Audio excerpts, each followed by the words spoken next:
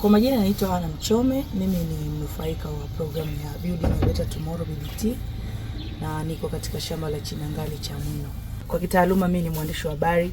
Kipindi kile wakati niko kwenye tasnia, niko nafanya vipindi vya kilimo. Kwa hiyo nilikuwa na meet wakulima kwenye sehemu zao za mashamba. Kwa hiyo kupitia vile nilikuwa najifunza kilimo. Yangu kiuchumi imebadilika kwa sababu sasa hivi mimi nimejiajiri mwenyewe kupitia kilimo.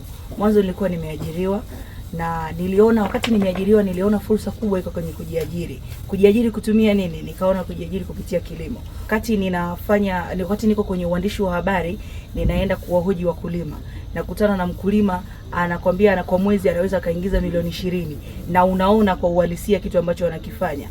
Kwa hiyo nikaanza kujaribu kuingia. Nikiwa nafanya na feli. Nikiwa nafanya nazidi kufeli, lakini baadaye nilivyoona fursa ya BBT nikaingia na kuona ile BBT mwenendo wao unavyoenda, unaanzia sokoni, unajifunza darasani. Kwa hiyo nikaenda nikajifunza kilimo. Nilivyojifunza kilimo nikaweza kulinganisha nifanye nini kati ya huku kuajiriwa au nijiajiri. Nimejiajiri. Kwa hiyo kwenye kujiajiri ninapata fursa zaidi na ninapata pesa zaidi nyingi kuliko nilipokuwa nimeajiriwa kwenye tasnia ya uandishi wa habari. Although tasnia yangu bado sijaiacha. Nitaendelea kufanya kwa namna ipi? Kwa kuelimisha watu, kwa sababu ninachokifanya naendelea kujifunza na naendelea kukipatia madini zaidi, ili kesho na kesho kutwa nikirudi ninafanya tasnia kama sehemu ya kufundisha wananchi au na watu mbalimbali kupitia kilimo. Ambapo mimi niko katika shamba la Chinangali cha Mwino na hivi sasa tunafanya kilimo na kila mtu ana ekari 5, mimi pia ninamiliki ekari 5 na pia sasa hivi nimepanda alizeti katika shamba langu la ekari 5. Mji huu kama tunavyojua, mji wa Mtumba umeunganisha wizara zote ambazo za nchi ya Tanzania. Kwa hiyo kuna watu wengi ambao wako hapa. Ofisi zote ziko hapa.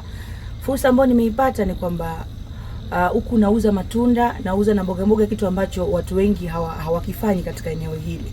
Na watu wengi sasa hivi wanakula matunda, hawali chakula. Wanakula matunda, wanakula mboga, wanakunywa juice kama mlo wao. Kwa hiyo nimechukua fursa. Kwa sababu gani? Uhitaji ni mkubwa hapa nilipo.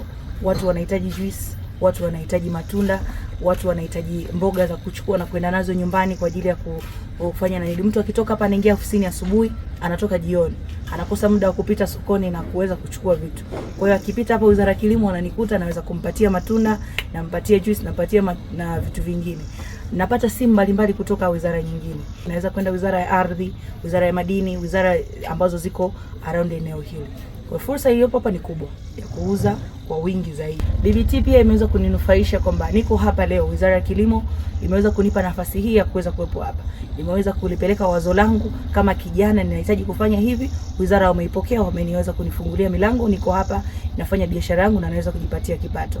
Pia BBT imeweza kunikutanisha na watu wengi, wadau wa kilimo, wadau mbalimbali wanaohusiana na masuala ya kilimo. Na malengo yangu sio haya tu. Naamini pia BBT itanishika mkono kwa sababu ninatamani sio nipigiwe simu na wizara nyingine, niwepo pia kwenye wizara nyingine. Kama Wizara ya Ardhi niko pale na kibanda changu kama hichi nafanya biashara.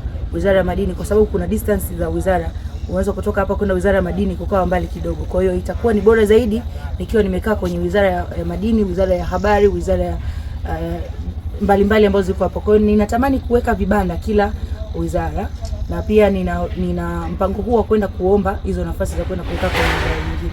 Kwa hiyo hii yote ni BBT imeweza kunifungulia njia kufanya vitu vyote hivi.